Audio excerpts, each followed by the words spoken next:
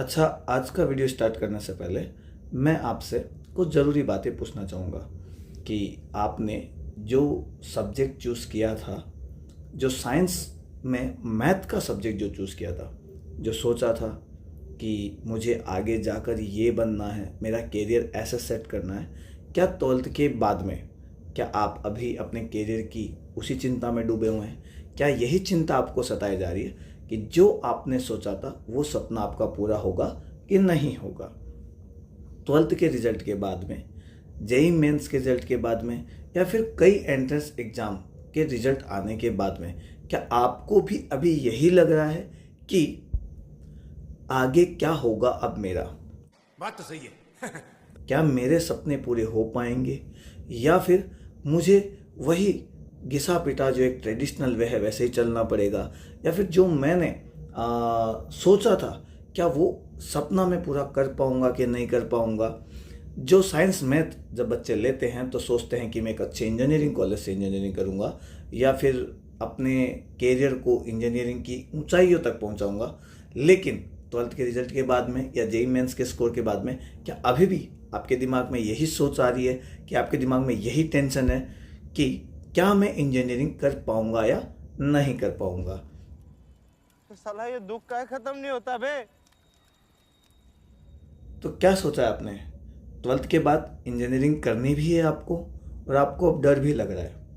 पता नहीं इंडिया के अच्छे से गवर्नमेंट कॉलेज या इंस्टीट्यूट में आपका एडमिशन होगा या नहीं होगा।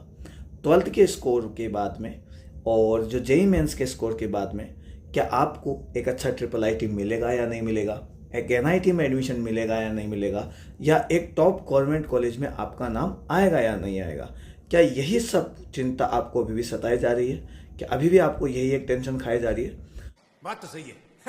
तो क्या आप सब भी है इसी टेंशन से परेशान? तो स्टॉप हियर, क्योंकि हम लाए आपकी सारी चिंता का एक बेस्ट समाधान। गुड मॉर्निंग, नमस्कार, हेलो दोस्तों, मैं हूं विष्णु शर्मा और स्वागत है आपका अपने से प्यारे YouTube channel the science Mitra YouTube channel पे। आज हम इस वीडियो में इस प्लेटफॉर्म पर डिस्कस करने वाले हैं आपकी सारी टेंशनों के एक बेस्ट सॉल्यूशन के बारे में। क्या बोला तूने? जिसका नाम है REAP। खाओ माँ कसम। अब सभी सोच रहे होंगे ये होता क्या है? टेंशन ना करो, हम पूरे वीडियो में इसी के बारे में डिस्कस करने वाले हैं। थोड़ा सा दिन थाम के बैठिए। ये हमारे सपनों को उड़ान देने का एक जरिया है, क्योंकि घबराओ मत मेरे दोस्त, क्योंकि पिक्चर अभी बाकी है। ठीक है, तो इस वीडियो में हम बात करेंगे सॉल्यूशंस के बारे में, आपकी प्रॉब्लम के सॉल्यूशन के बारे में। आप भी जानना चाहते हैं, डिस्कस करना चाहते हैं, तो लेट्स गो। आ जाइए, बात करते हैं रीप के बारे में। अब ये सोचेंगे कि सर आज ये वीडियो क्यों लेकर आए हैं? क्योंकि आपकी जो इंजीनियरिंग करने का सपना है, मैं चाहता हूं आप पूरा करें। किसी भी वजह से, कोई भी वजह रही होगी, 12th में स्कोर कम आया होगा, जेईई मेंस में स्कोर कम आया होगा, उसके बेस पे शायद हमें अच्छा कॉलेज नहीं मिल पा रहा होगा, तो ये जो रीप है उसके माध्यम से हमें एक अच्छा कॉलेज मिले, हमारी मनपसंद ब्रांच मिले, और उस हिसाब से हमारा जो सपना है इंजीनियरिंग करने का वो पूरा हो सके। साथ ही साथ एक बेस्ट कंपनी में, एक बेस्ट जगह पे हमारा प्लेसमेंट हो सके। इसीलिए हम बात करने वाले हैं इस रीप फॉर्म के बारे में, क्योंकि सारे सपनों को पूरा करने का दम रखता है ये रीप। अब सबसे पहली चीज़ जो बच्चों के मन में आती है कि रीप होता क्या है, क्या इसका प्रोसीजर है, क्या इसका एलिजिबिलिटी क्राइटेरिया है, मैं एलिजिबल हूँ या नहीं हूँ। एलिजिबिलिटी क्राइटेरिया भी इसका इम्पोर्टेंट है। क्या इसकी फ़ीस है, किस तरीके से या किस वे में इसकी सीट जो है अलॉटमेंट होता है, किस तरीके से हमें इसका प्रोसीजर क्या है कि गवर्नमेंट कॉलेज मिलेगा कि प्राइवेट कॉलेज मिलेगा, अच्छी रैंकिंग का मिलेगा कि लोअर ग्रेड रैंकिंग का मिलेगा, फीस कम होगी कि फीस ज़्यादा होगी, एवरीथिंग हर एक टॉपिक पर डिस्कस करने वाले हैं आज की वीडियो में। तो सबसे जो पहला सवाल है वो है रीप होता क्या है? Good question, you are a good question. Reap जो है उसका पूरा नाम होता है राजस्थान इंजीनियरिंग एडमिशन प्रोसेस। नाम से तो पता लग रहा है सर, है क्या? साइंस एस्पिरेंट के लिए जो स्टेट के इंजीनियरिंग कॉलेज से इंजीनियरिंग करना चाहते हैं, चाहे वो टॉप मोस्ट गवर्नमेंट कॉलेज हो चाहे टॉप मोस्ट प्राइवेट कॉलेज हो, उनमें अपना एडमिशन सिक्योर करना चाहते हैं, बट जेईई मेंस के जो स्कोर है उसके बेस पर हमारा एडमिशन नहीं हो पा रहा है, तो रीप हमें एक बाईपास वे देता है जिससे हम उस कॉलेज में अपनी सीट फिक्स कर सके। अपनी सीट सिक्योर करने का ये एक सिस्टमेटिक अप्रोच है। इसमें मेनली जो ज़रूरी चीज़ें होती है वो होती है एलिजिबिलिटी क्राइटेरिया, काउंसलिंग फेसेस और सीट अलोकेशन मैकेनिज्म। ये सब जरूरी चीज़ें होती है।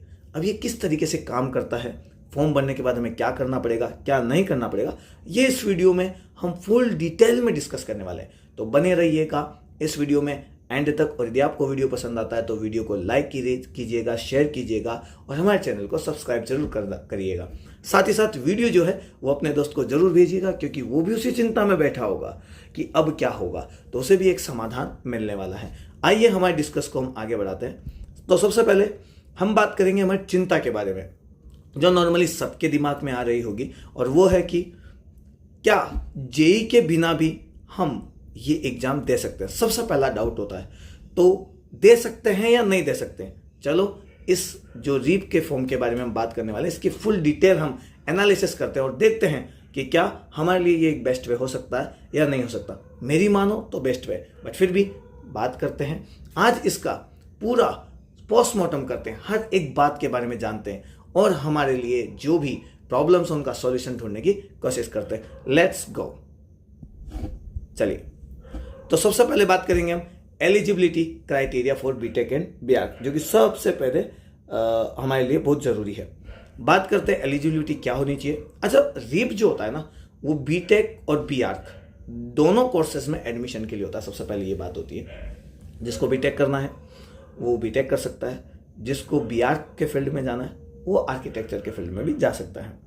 दोनों कोर्सेज के लिए गवर्नमेंट कॉलेज या प्राइवेट कॉलेज आपको अलॉट हो जाते हैं, लेकिन फॉर्म भरते समय सबसे पहले ख्याल ये आता है कि क्या मेरा नंबर आएगा या नहीं आएगा। तो उसका आंसर ये होता है कि यदि आप एलिजिबिलिटी रखते हैं, इसके एलिजिबिलिटी क्राइटेरिया को पूरा करते हैं, तो आपके नंबर आने के चांसेस काफ़ी बढ़ जाते हैं। आपका इंजीनियरिंग का सपना पूरा होने के चांसेस काफ़ी बढ़ जाते हैं, बीआर का सपना पूरा होने के चांसेस आपके बढ़ जाते हैं। अब एलिजिबिलिटी क्राइटेरिया क्या होता है इसके बारे में बात करते हैं। तो सबसे पहले बात करते हैं एजुकेशनल क्वालिफिकेशन के बारे में कि इसकी एजुकेशनल क्वालिफिकेशन क्या है। ठीक है, देखिए मैं थोड़ा सा पॉइंटर छोटा कर देता हूँ। आइए, तो देखो, कैंडिडेट का 12th में पास होना जरूरी है। सबसे पहला मेन चीज़ ये, कैंडिडेट का 12th में पास होना जरूरी है। अच्छा, और कुछ नहीं चाहिए, उसके पास कुछ सब्जेक्ट्स होने चाहिए like physics, chemistry and mathematics, जिसमें इनरोल होना जरूरी है। ठीक है, परसेंटेज की बात करें, अरे सर परसेंटेज तो हमारी कम है या ज़्यादा है तो क्या करें, तो मिनिमम जो परसेंटेज होती है 12th में, मैं यहाँ पे लिख के देता हूँ, जो 12th की मिनिमम जो परसेंटेज है, वो आपकी होनी चाहिए 45% फॉर जनरल कैटेगरी के लिए। और जो रिजर्व कैटेगरी है, जो आपकी रिजर्व कैटेगरी है, उनके लिए जो होनी चाहिए वो होनी चाहिए 40% फॉर ST, SC और अगेन जो भी रिजर्व कैटेगरीज है उनके लिए। यदि आप ये परसेंटेज 12th में रखते हैं तो आप रीप का फॉर्म आसानी से भर सकते हैं। सबसे पहले आपके लिए जरूरी है कि आपकी परसेंटेज 45 या 40 से ज़्यादा होनी चाहिए। चलो, सेकंड बात, आपके पास में फिजिक्स, केमिस्ट्री एंड मैथमेटिक्स का सब्जेक्ट होने चाहिए, जो कि मैंने यहाँ पे आपको पहले बता दिया कि ये तीनों सब्जेक्ट्स आपके पास होने चाहिए। अच्छा, एक और इसके अंदर जो मेन चीज़ आती है एलिजिबिलिटी क्राइटेरिया, जो आपका एलिजिबिलिटी क्राइटेरिया उसमें कईयों के मन में ये भी होता है कि इसमें एंट्रेंस एग्जाम होगा कि नहीं होगा। अच्छा, इसमें कोई एंट्रेंस एग्जाम नहीं होने वाला है। देखा जाए तो इसमें कोई भी एंट्रेंस एग्जाम नहीं होने वाला है। ठीक है, और फिर इसमें किस तरीके से हमारा एडमिशन होगा, इसमें तो परसेंटेज तो काफ़ी लोगों की बनी हुई है, किसी की 55 भी बनेगी, किसी की 60 भी बनेगी, किसी की 70 भी बनेगी। तो किस हिसाब से हमारा एडमिशन होगा, तो देखो, सबसे पहले एडमिशन के लिए इसमें 3-4 चीज़ें हैं जो मैं आपको बता देता हूँ। पहले, यदि आपने जेईई मेंस दिया है, जेईई मेंस आपका दिया हुआ है, तो आपको इसका बेनिफिट मिलने वाला है। ठीक है, घबराने की जरूरत नहीं है। जेईई मेंस नहीं भी दिया है तो भी कोई चिंता की बात नहीं है। अभी मैं आपको बताऊंगा फुल प्रोसीजर, किस तरीके से काम होगा, काउंसलिंग कैसे होने वाली है, क्या होने वाला है, क्या नहीं होने वाला है, एवरीथिंग। बस थोड़ा सा दिल थाम के बैठिए। अच्छा, एंट्रेंस एग्जाम में इसमें क्या सीन होने वाला है, एंट्रेंस एग्जाम यदि आपने किसी का दिया है, लाइक मैंने अभी आपको कहा था जेई के बारे में कि यदि आपने कोई एंट्रेंस एग्जाम दिया है, लाइक मैंने जेई का दिया है या फिर मैं किसी कॉलेज का दिया हूँ, तो मेनली जो आपको एलिजिबिलिटी क्राइटेरिया में ज़रूरी है वो है आपका जेई मेंस का स्कोर होना। लेकिन यदि आपने जेई मेंस नहीं दिया है तो भी घबराने की जरूरत नहीं है, आपका एडमिशन जो है वो 12th की परसेंटेज पर भी हो जाएगा। खाओ माँ कसम।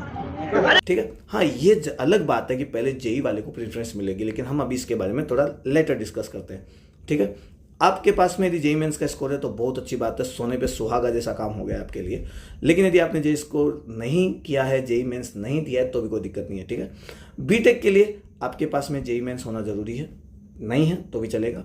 अच्छा, बीआर के लिए नाटा का स्कोर होना जरूरी है और उसमें नाटा के स्कोर में कम से कम 50% आपके पास होना चाहिए। अच्छा, जेई मेंस के जो स्कोर होता है इसमें भी आपका एक मिनिमम परसेंटाइल होना चाहिए। एक टाइम पर ये 20 परसेंटाइल था, आज ये 40 परसेंटाइल तक है। यदि आपके पास में 30 या 40 परसेंटाइल आपकी है तो जेई मेंस का स्कोर अब आपकी सीट आपको दिलवाने में काफ़ी हेल्प करने वाला है। ठीक है, अच्छा एज लिमिट की बात करें तो एज लिमिट जो है वो रिजर्वेशन पे डिपेंड करने वाली है। मतलब एसटी, एससी इन सब के लिए, ओबीसी इन सब के लिए जो भी उनको जो छूट मिलती है उस हिसाब से, बाकी देयर इज नो लिमिट। खैर आपको ये सब पता ही होगा कि इतनी कोई टेंशन की बात नहीं, इतनी घबराने की बात नहीं है। हम बात करते हैं थोड़ी आगे, ठीक है, अगले टॉपिक पर कि क्या होगा क्या नहीं होगा, किस तरीके से जेई मेंस हमारे लिए काम करने वाला है, जेई मेंस के स्कोर पर कैसे सीट मिलने वाली है। कई बच्चे इस बात को भी लेकर डर रहे होंगे कि जेई मेंस तो नहीं दिया सर, तो कह रहे जेई मेंस होना जरूरी है, क्योंकि यहाँ पर देखा जाए तो एलिजिबिलिटी क्राइटेरिया में जेई मेंस के बारे में लिखा हुआ है, बट मैंने नहीं दिया है। तो मैं भी आपको ये बताऊंगा कि किस हिसाब से वहाँ पर काउंसलिंग जो होती है वो स्कोर देखकर, जेई मेंस का स्कोर, 12th का स्कोर देखकर होती है और उस हिसाब से मेरिट लिस्ट बनती है। ठीक है, चलिए आगे बात करते हैं। अच्छा, कुछ नई बातें बात करते हैं। सबसे पहले जेई मेंस और नाटा ओवरव्यू के बारे में।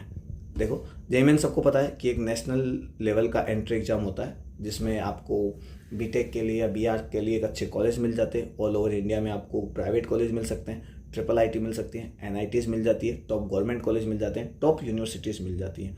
इसी प्रकार से यदि आप बीआर करना चाहते हैं तो ये भी एक नाटा का एग्जाम होता है, वो आपको देना होता है, जो कि नेशनल लेवल का एग्जाम होता है। ठीक है, वो आर्किटेक्चर वाले स्टूडेंट्स के लिए होता है।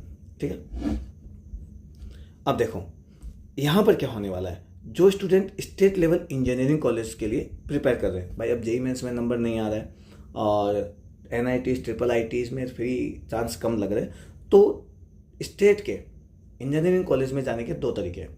या तो आप जेई मेंस के थ्रू जाओ, सबसे पहला वे आपका जेई मेंस का, बट ये तो रास्ता बंद ही हो चुका है।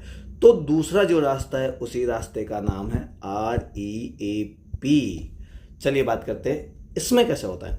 जो बच्चे स्टेट लेवल के इंजीनियरिंग कॉलेज के लिए प्रिपरेशन कर रहे हैं उनके लिए रीप एग्जाम मेरिट और उनका जो स्कोर है उसके बेसिस पे एडमिशन सिक्योर करने का अल्टरनेटिव पाथवे ऑफर करता है।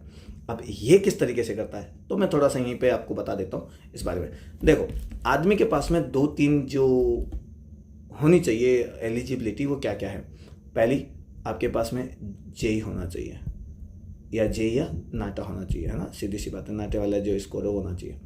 यदि ये, इसके बाद में आपके पास में जो सेकंड ऑप्शन है वो होना चाहिए आपके पास में 12th का अच्छा स्कोर होना चाहिए। ठीक है, उसके बाद में यदि आपने कोई पॉलिटेक्निक डिप्लोमा वगैरह कर रखा है तो उसका स्कोर भी यहाँ पर चलेगा। मान लो आपने किया है तो कोई डिप्लोमा आपने किया रखा है, डिप्लोमा वगैरह आपका कुछ हो रखा है। ठीक है, चलिए थोड़ी सी बात करते हैं। ठीक है, अब जिन बच्चों ने जेई मेंस नहीं दिया है, जिन्होंने दिया है उनके लिए अच्छी बात है, उनकी मेरिट लिस्ट इस हिसाब से बनेगी कि सबसे पहले जो प्रेफरेंस मिलेगा वो जेई मेंस वालों को मिलेगा। जेई मेंस के स्कोर वालों को सबसे पहला प्रेफरेंस मिलने वाला है।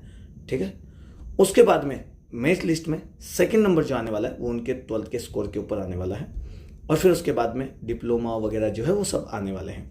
अब सोचिए किसी बच्चे ने जेई मेंस दिया है और जेई मेंस में उसका अच्छा स्कोर है या कम भी है 12th में, लेकिन उसका अच्छा स्कोर है। ठीक है, तो सबसे पहले जब भी मेरिट लिस्ट बनेगी वो जेई मेंस के स्कोर पे बनेगी। किन किन बच्चों ने जेई मेंस दिया हुआ है, कौन कौन जेई मेंस में क्वालिफाइड है, ओनली क्वालिफाइड। ठीक है, मैं नहीं कह रहा कि हाई परसेंटाइल चाहिए 90-80, क्वालिफाइड कौन कौन है। ठीक है, जो कि 20% या 30% जो इसका क्राइटेरिया है, मिनिमम ये 30 तक चलता है। ठीक है, वहाँ तक तो जिसके भी 30% से ऊपर है, 40 है, 45 है, 48 है, 49 है, 50 है, उनके लिए सबसे पहले जो सेंटर ऑफ पॉइंट होगा कि किस बेस पे मेरिट लिस्ट निकाल जाए, वो जेईई मेंस के स्कोर पे निकाल जाएगी। तो सबसे पहले मेरिट लिस्ट में उनका नाम आएगा जो कि जेईई मेंस में क्वालिफाई कर चुके हैं। आ गई मेरी बात समझ में? अच्छा, जेईई मेंस में उनके स्कोर के साथ 12th का स्कोर भी देखा जाएगा, तो उन्हें मनपसंद कॉलेज और मनपसंद ब्रांच आसानी से मिल जाएगी। अच्छा, जिन बच्चों ने जेईई मेंस नहीं दिया है उनके लिए तो जेईई मेंस का रास्ता ही बंद हो गया। देखो, सीधी सी बात है, ठीक है। तो जो जेईई मेंस के स्कोर के बाद वालों की जो मेरिट लिस्ट बनने के बाद में अब जो सीटें खाली रह जाएगी, उनके ऊपर अब वापस काउंसलिंग का नया शेड्यूल आएगा और उस नए काउंसलिंग के शेड्यूल में प्रेफरेंस दी जाएगी 12th वालों को। केवल 12th के स्कोर को देख लिया जाएगा, क्योंकि जेईई मेंस का स्कोर वाले तो पहले अपनी सीट ले चुके हैं, अब सीटें खाली रह चुकी हैं। उनके बाद में बच्चों का देखा जाएगा 12th का या आपका डिप्लोमा का जो भी स्कोर है वो, जिसकी अच्छे नंबर होंगे उसको अच्छा कॉलेज और अच्छी ब्रांच मिलेगी, यानी उसकी मनपसंद कॉलेज, उसकी मनपसंद ब्रांच मिलेगी। और जिसका स्कोर कम है उसको सीट के हिसाब से कॉलेज एंड ब्रांच मिलने वाली। इसका सीधा सीधा ऐसा सीन होता है। ठीक है, करते हैं एग्जाम पैटर्न और सिलेबस के बारे में। तो देखो, मैंने आपको पहले ही कहा था कि इसमें एग्जाम तो कुछ होने वाला नहीं है, ठीक है। जो भी होने वाला है, मेरिट लिस्ट पे आपको मिलने वाली है सीट, तो उसमें जेईई मेंस का स्कोर आपका एक मायने रखेगा, साथ ही साथ में 12th का स्कोर आपका मायने रखेगा। 12th या डिप्लोमा जो भी आपने किया है उसका स्कोर आपका मायने रखेगा, ठीक है। और कुछ इसमें होने वाला नहीं है, ठीक है। तो सीधा सा मतलब है, आपको फॉर्म भरना है और वेट करना है मेरिट लिस्ट निकलने का, ठीक है। चलिए थोड़ा आगे बात करते हैं इस बारे में, फॉर्म के बारे में, कि फॉर्म को लेकर क्या सीन बनने वाला है, क्या सिनेरियो बनने वाला है, किस तरीके से हमें फॉर्म फिलअप करना है। तो सबसे पहले बात करते हैं फॉर्म के बारे में, ऑनलाइन रजिस्ट्रेशन। ये ऑनलाइन रजिस्ट्रेशन का जो सीन है वो कैसे होने वाला है, चलिए मैं यहाँ पे देखो थोड़ा सा इसको कर देता हूँ, ठीक है।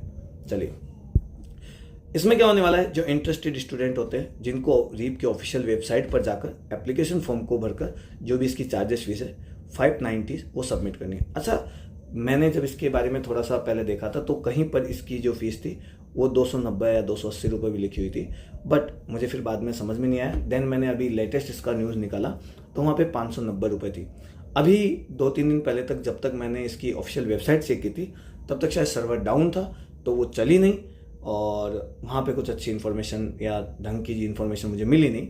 1-2 दिन में शायद आपकी ऑफिशियल वेबसाइट चालू हो जाए, उसके बाद आप देख लेना। तो लमसम सा 590 रुपये मैंने यहाँ पर लिख दिया जो कि मुझे मिला, ठीक है। डॉक्यूमेंट्स क्या क्या चाहिए, सबसे पहली बात करते हैं यहाँ पर। तो देखो, डॉक्यूमेंट्स के लिए ज़रूरी है, जरूर डॉक्यूमेंट्स को अपलोड करना पड़ेगा आपको वहाँ पर, ठीक है। वेरीफाई करवाना पड़ेगा डॉक्यूमेंट्स में। उसमें क्या क्या है, आपकी पासपोर्ट साइज़ है जो कि 100 KB की आपकी होनी चाहिए। फोटो खींचने के बाद आप उसे कन्वर्ट कर सकते हैं, ऑनलाइन टूल आजकल सबका अवेलेबल है, ठीक है। आपका सिग्नेचर होना चाहिए, सिग्नेचर वही करना जो आप हमेशा करते आए हैं, ठीक है। क्लास 10th और 12th की आपकी मार्कशीट लगेगी।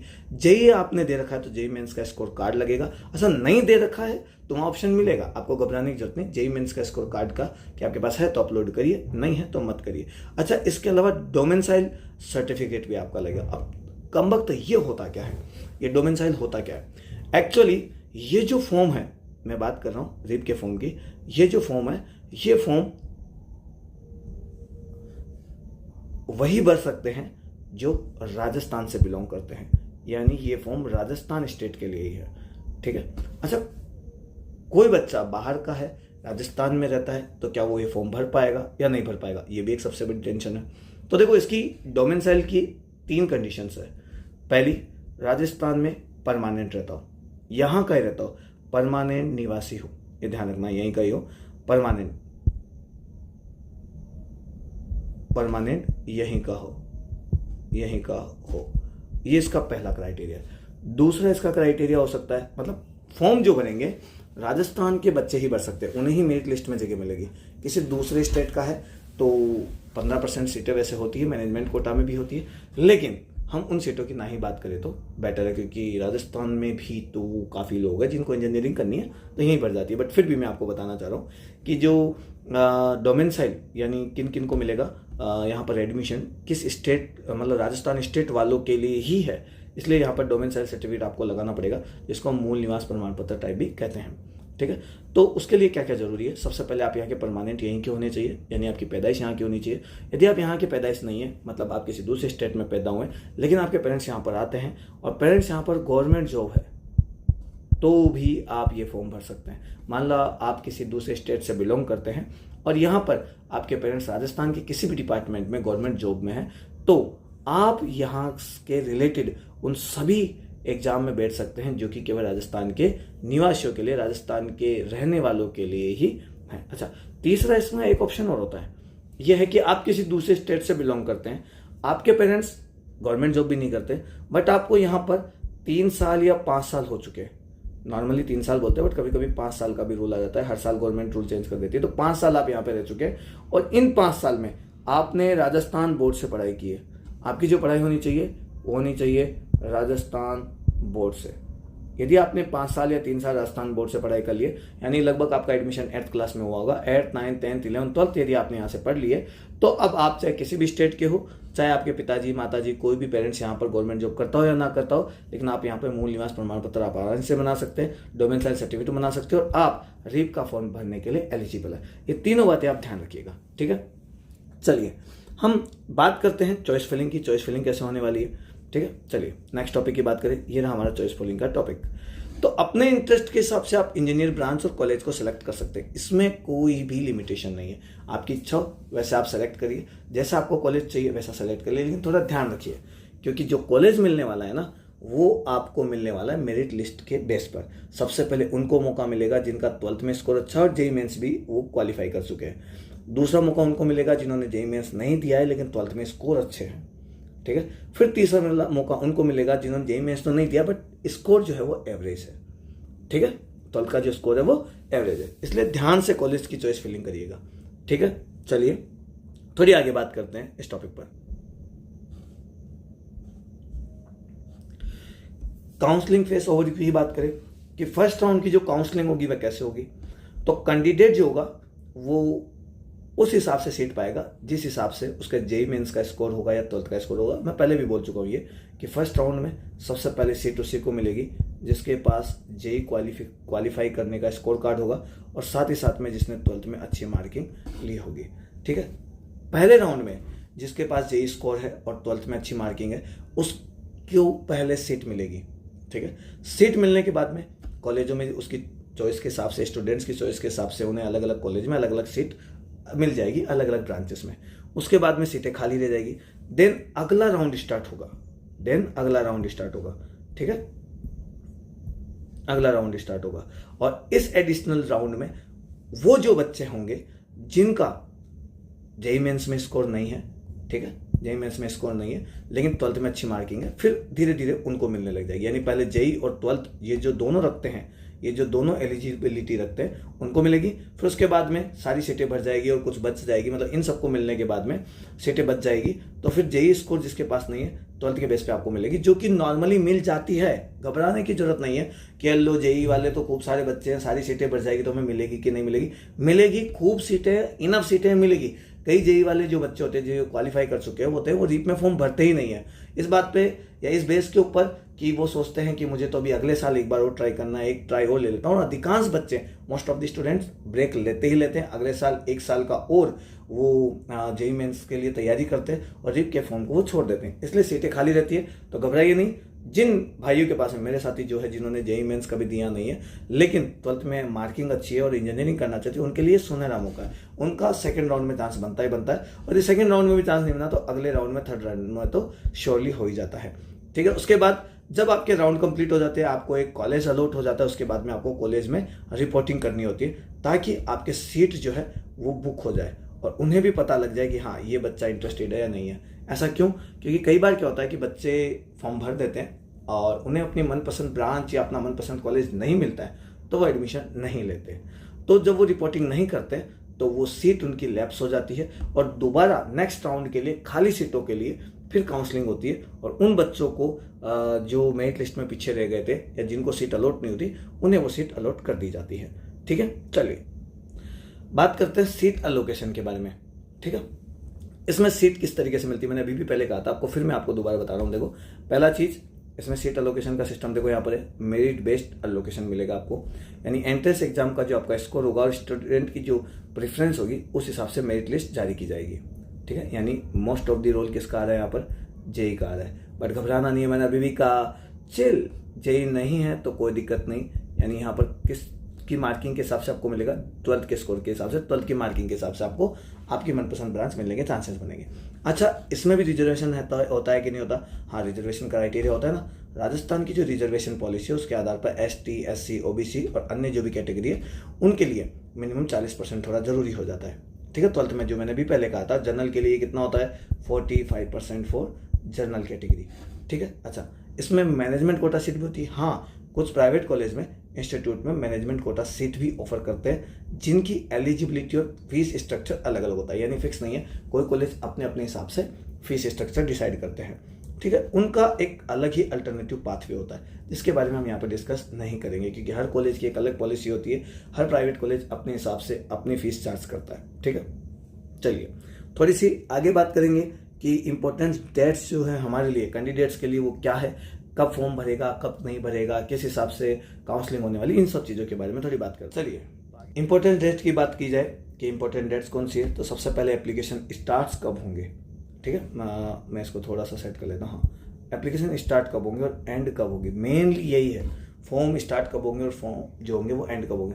जनरली क्या होता है, न्यूज़पेपर वगैरह में एक काफ़ी बहुत छोटी कटिंग में कहीं लिखा होता है, या फिर जनरली इसके बारे में ज़्यादा बात नहीं की जाती, सोशल मीडिया पर इन पर ज़्यादा प्रचार नहीं होता, या ज़्यादा इसके नोटिफिकेशन के बारे में चर्चा नहीं होती, तो स्टूडेंट्स को पता भी नहीं होता। और सबसे बड़ी बात है कि इतनी टेंशन में होता है बच्चा कि वो वैसे भी ध्यान नहीं दे पाता और डेट्स निकल जाती है। तो अधिकतर से बच्चों से यही गलती होती है कि ये मौका छूट जाता है। तो सबसे पहले हम बात करते हैं, नॉर्मली ऑफिशियल वेबसाइट के हिसाब से देखा जाए तो एप्लीकेशन डेट है वो 28 में यानी स्टार्ट हो चुके हैं। ठीक है, आज जो मैं वीडियो बना रहा हूँ वो 3 जून को बना रहा हूँ क्योंकि उस दिन मैंने चेक किया था 28, 29, 30 को, तो जो इनकी ऑफिशियल वेबसाइट है वो ढंग से चल नहीं रही थी, इसलिए मेरे को थोड़ा सा वीडियो बनाने में पूरी इन्फॉर्मेशन में दे नहीं पा रहा था, इसलिए समझ नहीं आ रहा था, इसलिए मैंने होल्ड किया है। ठीक है, तो वैसे देखा जाए तो 28 मई को स्टार्ट हो चुका है। तो इसका कहने का मतलब है 1-2 दिन में ऑफिशियल वेबसाइट चल गई होगी या चल जाएगी। ठीक है, और ये जो डेट है वो 2 जुलाई तक रहेगी। अच्छा, 2 जुलाई तक रजिस्ट्रेशन रहेगा कि फीस जमा रहेगी, इसको भी ध्यान से देखना। तो सबसे पहले आप जैसे ही लॉगिन करने लगोगे आपकी फीस सबमिट होगी, तो फीस सबमिट की डेट 30 जून ही है भाई, इस बात पे ध्यान दे लेना। कितनी तारीख है? 30 जून ही है, यानी 30 जून तक आपको फॉर्म जमा करवा देना है, फीस जमा करवा देनी है। बट फिर भी आपकी कोई डिटेल उसमें अनफिल्ड रह गई है, आपको डिटेल भरनी है कुछ भी, तो उसके लिए आपको 2 दिन और मिलेंगे और 2 जुलाई तक के पास आपके लिए मौका रहेगा उस पूरे फॉर्म को सबमिट करने का। यानी फीस जमा करने के बाद में भी आपने फॉर्म सबमिट नहीं किया है, कोई फोटो रह गई होगी, कोई सिग्नेचर रह गया होगा, या फिर कोई डिटेल फिल नहीं कर पा रहे होंगे, एनीथिंग, कोई सर्टिफिकेट नहीं बना होगा, तो आपको गवर्नमेंट 2 दिन आगे और मौका देती है। 2 जुलाई तक आप फॉर्म जमा करा पाएंगे। यदि 2 जुलाई को भी आपने सबमिट नहीं किया है तो फिर आपकी फीस भी चली जाएगी। एंड रिफंड का मुझे पता है, आपको भी पता होगा गवर्नमेंट से रिफंड लेना कितना मुश्किल है। हाँ, 2 जुलाई के बाद में फिर आपका फॉर्म सबमिट नहीं होगा। मेरी मानो तो अभी से फॉर्म भर दो, क्योंकि आगे जाके हमेशा सर्वर डाउन हो जाता है। गवर्नमेंट वेबसाइट का हाल सबको पता है क्या है। ठीक है, चलिए एग्जाम डेट की बात की जाए तो ये तो मैंने अभी भी कहा था आपको कि कोई एग्जाम नहीं होने वाला। ठीक है, तो रीप का अलग से कोई एग्जाम नहीं होता, मैंने जो पहले कहा था। बस आपका जो नाटा का स्कोर है या जेई मेंस का जो स्कोर है, उसके बाद जो 10+2 का स्कोर है, बस उसी के बेस पे आपको सब कुछ सीट जो है वो मिलने वाली है। सब कुछ प्रोसीजर उसी पे डिपेंड करता है। ठीक है, रीप की जो काउंसलिंग है उसका शेड्यूल कैसे रहने वाला है, इस पे बात करें तो रीप की जो काउंसलिंग है वो 8 राउंड्स में कंप्लीट होने वाली है, जिसमें काउंसलिंग भी हो गई, मतलब फॉर्म भरने से लेकर सबमिट करने तक, फिर काउंसलिंग होने से लेकर जो कॉलेज में है वहाँ पर आपको एक बार जाना पड़ेगा, उसके बाद में आपके वहाँ फीस जमा करानी पड़ेगी, देन एडमिशन लेना पड़ेगा, ऑनलाइन एडमिशन होगा, इन सब के लिए। ठीक है, अलग अलग डेट है और ये अलग अलग डेट पर ही ऑर्गेनाइज करवाए जाते हैं। जनरली 2 जुलाई को जो आपका फॉर्म सबमिट होगा, यहाँ पर 2 जुलाई लिखा हुआ ना, 2 जुलाई, उसके जस्ट बाद ही यानी 4 या 5 जुलाई से ही आपका जो है काउंसलिंग स्टार्ट हो जाएगी और ये ऑलमोस्ट 2 अगस्त तक चलेगी, ऐसा गवर्नमेंट की वेबसाइट से भी कह रहे हैं। और जो भी चेंज होता है वो अलग बात है, आगे क्या होता है। 2 अगस्त तक चलेगी और उसके बाद में आपको सीटें अलॉट होना धीरे धीरे पता भी लग जाएगा और 2 जुलाई तक सबको सीटें अलॉट हो चुकी होती है। 2 जुलाई नहीं, 2 अगस्त तक आपको सबको सीटें अलॉट हो चुकी होती है। सबको कॉलेज ब्रांच जो भी हो मिल चुका होता है और यदि फिर भी कुछ बच जाता है तो नया राउंड ये स्टार्ट कर देते हैं। ठीक है, चलिए आगे कुछ और इन्फॉर्मेशन के बारे में डिस्कस करते हैं। बात करते हैं कि ये सब तो हमने देख लिया कि कैसे काउंसलिंग होने वाली है, फॉर्म सबमिट कब होने वाले हैं, डेट कब है। लेकिन जब हम फॉर्म भरेंगे अपनी पसंद के कॉलेजेस को चूज़ करेंगे तो कौन से टॉप कॉलेज है, तो मैं आपके लिए लाया हूँ टॉप 10 गवर्नमेंट कॉलेजेस की लिस्ट। आपको दिख रही होगी स्क्रीन के ऊपर, ठीक है।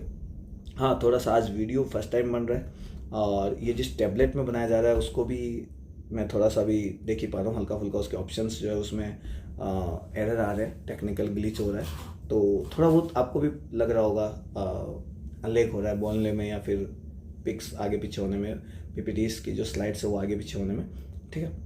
तो थोड़ा सा ध्यान से थोड़ा सा मैनेज कर लिए।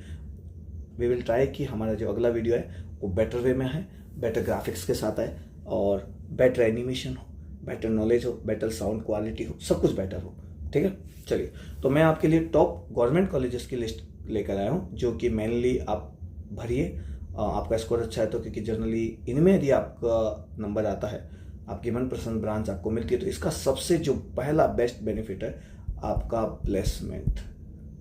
इन कॉलेज से अच्छे प्लेसमेंट होने के चांसेस रहते हैं। अच्छा, ऑन कैंपस यानी कंपनियां जो आती है वो कैंपस में आती है। अच्छा, कई लोगों को नहीं पता होगा इसलिए मैं बता देता हूँ, ऑन कैंपस या फिर ऑफ कैंपस।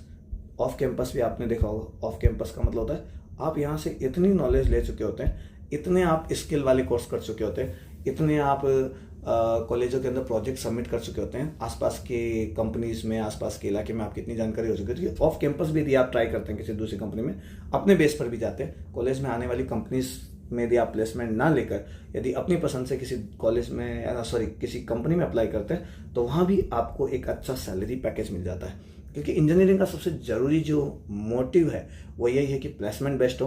अच्छा, प्लेसमेंट अच्छी कंपनी में लगे तो तनख्वाह भी अच्छी हो भाई, पैसा सबको चाहिए होता है। शुरुआत में 5,000 की नौकरी लगेंगे, 8,000 की नौकरी लगेंगे, मूड वैसे ही खराब हो जाएगा।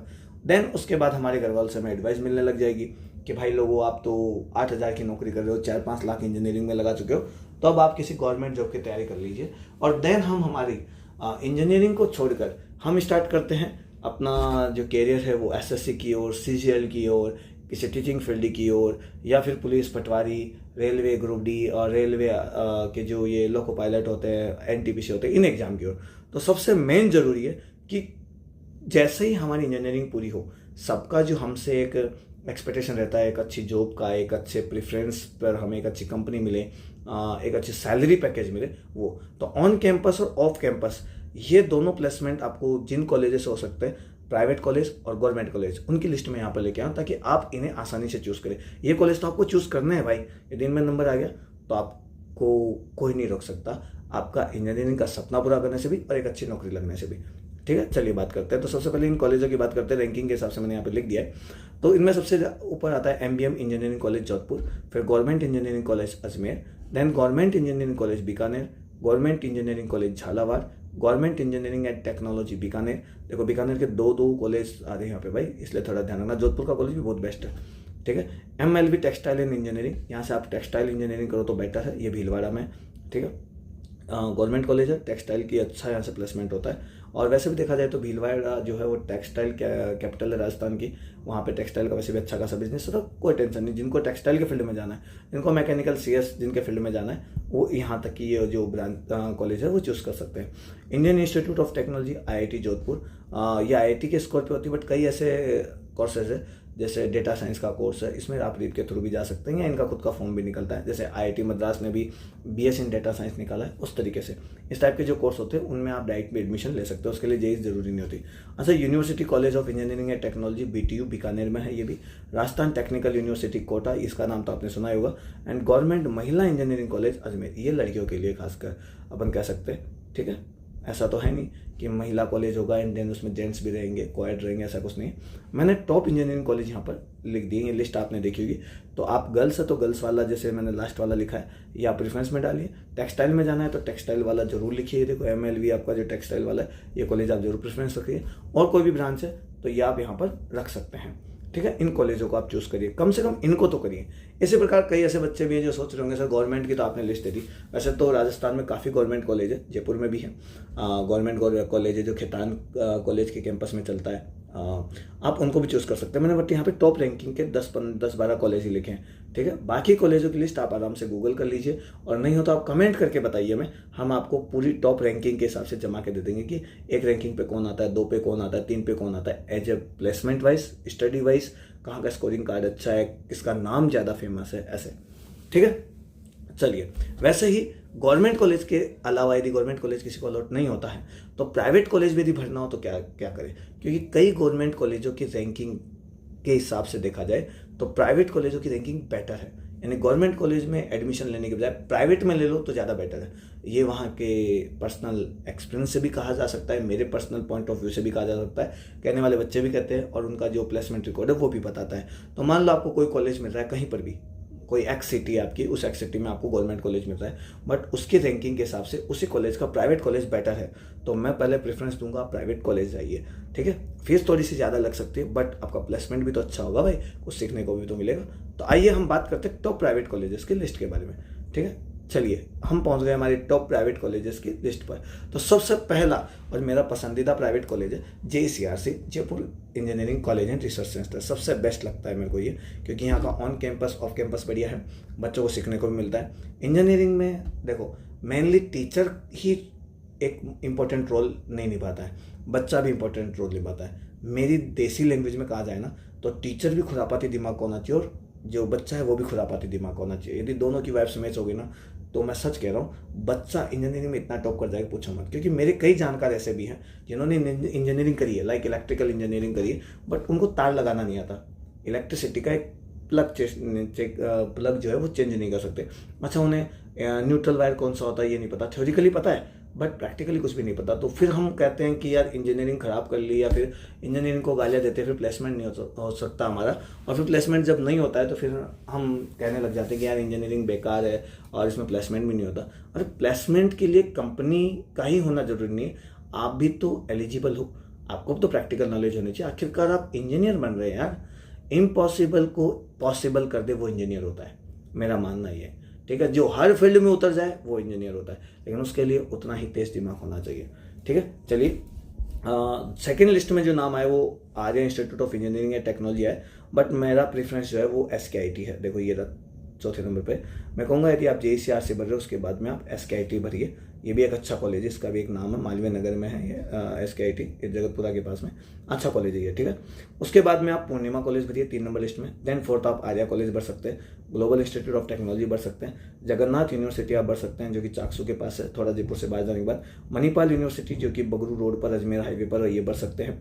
MIT यूनिवर्सिटी, ये भी बेस्ट यूनिवर्सिटी है भाई, यदि इसकी फीस थोड़ी हाई है बट प्लेसमेंट रिकॉर्ड शानदार है, ठीक है। निम्स यूनिवर्सिटी में आप जा सकते हैं, और UEM जो कि university of engineering and management है, इसमें जा सकते हैं। ये मेरी प्राइवेट टॉप प्राइवेट कॉलेजों की एक लिस्ट आ गई है। लेकिन मैं फिर भी कहूँगा जिसकी स्कोर अच्छा है वो सबसे पहले JECRC पे प्रेफरेंस करिए, फिर SKIT को प्रेफरेंस में डालिए, देन पूर्णिमा को डालिए, फिर आर्या को डालिए, देन आपकी मनपसंद जैसा आपकी इच्छा हो, ठीक है, आप आराम से डाल सकते हैं। तो हमने यहाँ पर गवर्नमेंट कॉलेज की भी बात कर ली और प्राइवेट कॉलेजों की भी बात करी, टॉप कॉलेज की। अब बात करते हैं इनके फीस स्ट्रक्चर के बारे में, इनका फीस स्ट्रक्चर किस हिसाब से क्या फीस लगने वाली है, ठीक है।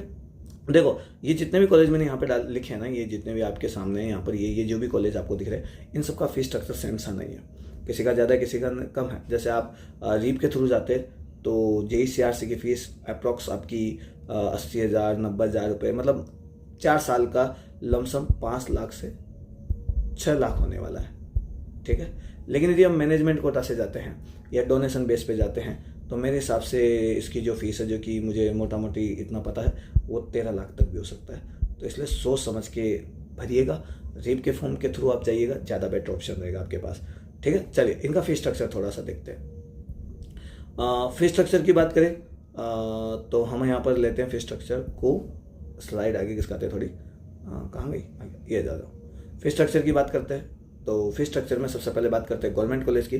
तो गवर्नमेंट कॉलेज की जो टिपिकली जो फीस होती है वो 30,000 से 1 लाख पर ईयर तक की है, जिसमें tuition fees, development fees and other charges शामिल है, यानी टोटल मिलाकर 30,000 से 1 लाख। अब इसमें ऐसा कई कॉलेज जो है वो फीस कॉलेज के हिसाब से भी है, साथ में आपकी ब्रांच के हिसाब से भी है, डिपेंड करता है ब्रांच कौन सी आपने लिया। मैकेनिकल है, सिविल है, CS है, CS में आपके पास AI है या मशीन लर्निंग है या आपके पास में डेटा साइंस है, या फिर आपके पास में आर्टिफिशियल इंटेलिजेंस है, या रोबोटिक्स है।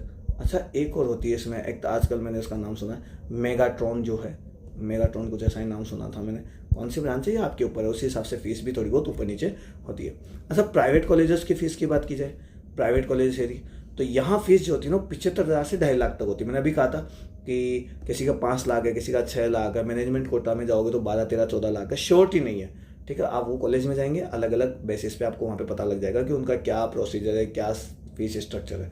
ठीक है, लेकिन यहाँ पे मैं कह सकता हूँ एक लमसम सा कि 75,000 से 2.5 लाख पर ईयर है। लेकिन डीम्ड यूनिवर्सिटी में ये रेंज बढ़कर 1.5 लाख से 4 लाख तक भी हो जाती है। मैंने अभी कहा था ना आपको कि एक मैनेजमेंट कोटा या फिर डोनेशन बेस जिसको बोल देते हैं, उस पर अलग अलग सबकी फीस अलग अलग होती है। ठीक है, बट मिनिमम फीस आपकी 75,000 के आसपास होती है, मैक्सिमम ये 2.5 लाख तक वेरी करती है। ठीक है, चलिए, आपको गवर्नमेंट फीस और प्राइवेट कॉलेज की फीस में पता लग गया होगा कि गवर्नमेंट कॉलेज की फीस कितनी कम है, प्राइवेट कॉलेज की फीस कम है। फिर भी मैं अभी भी आपको कहूँगा कि टॉप 10 कॉलेज जो मैंने आपको बताए थे, उसके बाद में आप कई जगह आपको गवर्नमेंट कॉलेज और प्राइवेट कॉलेज में चूज़ करने की बारी आए तो रैंकिंग चेक कर लीजिए। कई गवर्नमेंट कॉलेजों से बेटर रैंकिंग है प्राइवेट कॉलेजों की। फीस एक बार लगती है, थोड़ी बहुत लग जाती है, मैं कहता हूँ थोड़ा बहुत ऊपर लग सकता है, बट आपका प्लेसमेंट भी तो आगे होने के चांसेस बनते हैं। ठीक है, चलिए तो आगे बात करते हैं स्लाइड में। आगे बात करें conclusion of Rajasthan engineering admission process. इस रीप की जो कंक्लूजन है वो क्या निकलता है? देखो, एक स्ट्रक्चर अप्रोच होती है, एक सिस्टमेटिक मेथड होता है। बच्चे जो इंजीनियरिंग करना चाहते हैं बट चूक गए हैं किसी तरीके से, उनका जेईई मेंस नहीं निकला या फिर उन्हें एनआईटी, आईआईटी या उनके सपनों का गवर्नमेंट कॉलेज नहीं मिला है, तो एक नया पाथवे खुलता है रीप के थ्रू, जहाँ से एक बाईपास कह सकते हैं। मान लो एक कॉलेज है जहाँ आपको जाना है, ये आपकी रोड है, अब आप किसी वजह से बस छूट गई, तो जो रीप है वो आपको एक बाईपास प्रोवाइड करता है यहाँ पर जाने का। ठीक है, तो जो रीप होता है वो हमारे लिए देखा जाए तो बेस्ट है। सेकेंड, बैलेंसिंग पॉलिसीज होती है, मेरिट और रिजर्वेशन पॉलिसीज जो हमेशा साथ साथ चलती है। और नॉर्मली आपको पता होगा कि जेईई मेंस का स्कोर नहीं हुआ तो क्या हुआ, 12th का स्कोर तो बेस्ट है। 12th का स्कोर तो बेस्ट है। कभी कभी क्या होता है, जेईई मेंस में अच्छा स्कोर होता है बट जेईई मेंस में 75% नहीं बन पाती, तो हम जेईई मेंस के थ्रू नहीं जा पाते। कोई बात नहीं, इस 75 और जेईई मेंस के स्कोर को लेकर हम उसी सेम कॉलेज में जा सकते हैं, किसी गवर्नमेंट कॉलेज में। ठीक है, किसी प्राइवेट कॉलेज, अच्छे प्राइवेट डीम्ड यूनिवर्सिटी में जा सकते हैं। अब ये थोड़ी सी अलग बात है कि नहीं सर मुझे तो एनआईटी में जाना था, तो भाई उसके लिए तो फिर थोड़ा सा आपको उसी का क्राइटेरिया जो है, एलिजिबिलिटी क्राइटेरिया जो है, उसी को पूरा करना पड़ेगा। ठीक है, चलिए थोड़ी आगे बात करते हैं इस बारे में। ठीक है, समझ में आया होगा आपको क्या रिफॉर्म होता है, रिफॉर्म कैसे काम करता है, रिफॉर्म को भरने के बाद हमारे क्या फ़ायदे हैं, कैसे प्रोसीजर इसका काम करने वाला है, कैसे हमें सीट मिलने वाली है, किन कॉलेजों में मिलने वाली है, कौन कौन से कॉलेज में प्रेफरेंस में रखनी चाहिए, कौन कौन से गवर्नमेंट कॉलेज, कौन कौन से प्राइवेट कॉलेज में प्रेफरेंस में रखनी चाहिए, क्या गवर्नमेंट कॉलेज का और प्राइवेट कॉलेज का फीस स्ट्रक्चर है, दोनों में क्या डिफरेंस है। ठीक है, ये बात आपको समझ में आ गई होगी। ठीक है, तो आगे बात करें थोड़ी सी। चलिए देखिए, चलो अब समझ में आया ना कि जेईई के अलावा हमारे पास अभी भी ऑप्शन है। देखो, इतना समझने के बाद में एक बात तो समझ में आई कि भाई रास्ते बंद नहीं हुए ज़िंदगी में, अभी भी हमारा सपना पूरा करने का एक रास्ता ऊपर वाले ने खोल के तो रखा है। ठीक है, तो क्यों ना इसी को आजमाया जाए, क्योंकि भाई अभी मैंने पहले भी कहा था कि घबराना नहीं है, चिंता नहीं करनी है। क्यों? क्योंकि अभी भी पिक्चर बाकी है मेरे दोस्त। क्या बात है सर, क्या बात है सर, क्या बात, ये बात है। तो हम बात करें कि चलो अब समझ में आया ना कि जेईई के अलावा और भी कुछ है। चिंता क्यों करते हो? हमें ना तुम्हारे साथ, तुम्हारा ख्याल रखने के लिए। Don't worry, the science Mitra always with you dear student. ठीक है, तो टेंशन करने की जरूरत नहीं है और घबराने की जरूरत नहीं है। उसकी वजह अभी बता देते हैं आपको।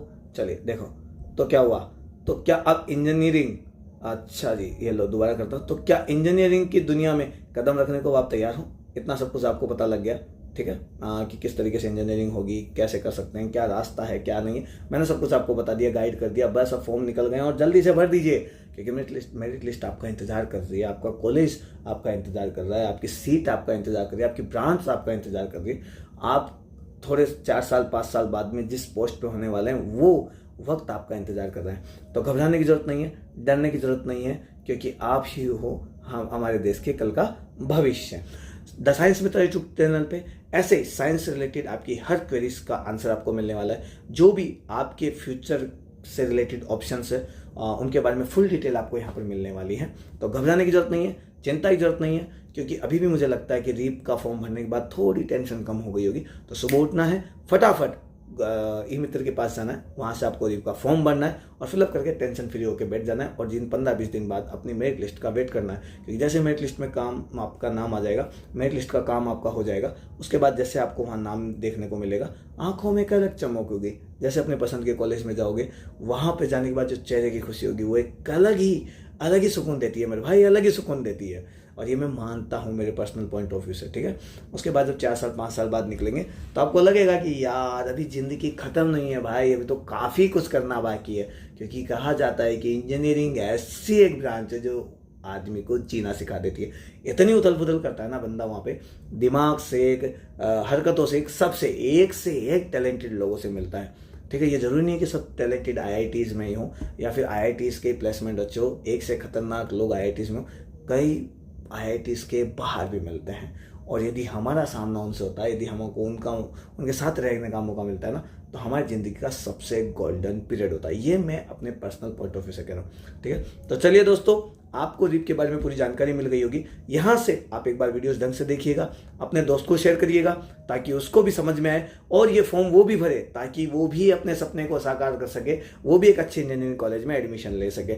ये वजह क्यों है आपको बताने की, क्योंकि कई लोगों को अभी तक इसके बारे में पता ही नहीं है। आपको पता लगा, आप शेयर कीजिए, आपको हमारा वीडियो अच्छा लगा लाइक कीजिए और हमारे साथ जुड़ जाइए, क्योंकि नए जैसे जैसे काउंसलिंग से रिलेटेड सारे अपडेट आते रहेंगे, जैसे जैसे मेरिट लिस्ट बाहर आती जाएगी, हम आपको अपडेट्स देते रहेंगे, ठीक है। तो हमारा वीडियो कैसा लगा वो आप कमेंट सेक्शन में बताइए, आपके कमेंट का काफ़ी इंतजार रहेगा।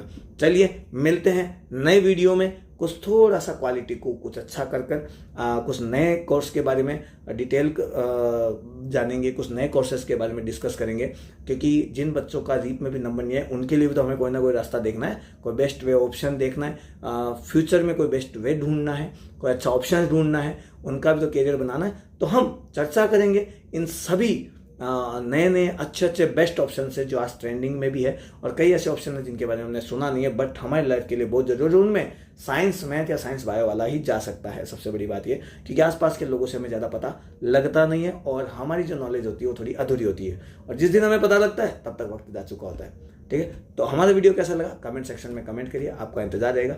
चलिए टाटा बाय बाय, मिलते हैं नए वीडियो में नए टॉपिक के साथ में, जब तक आज्ञा दीजिए। जय हिंद, जय भारत।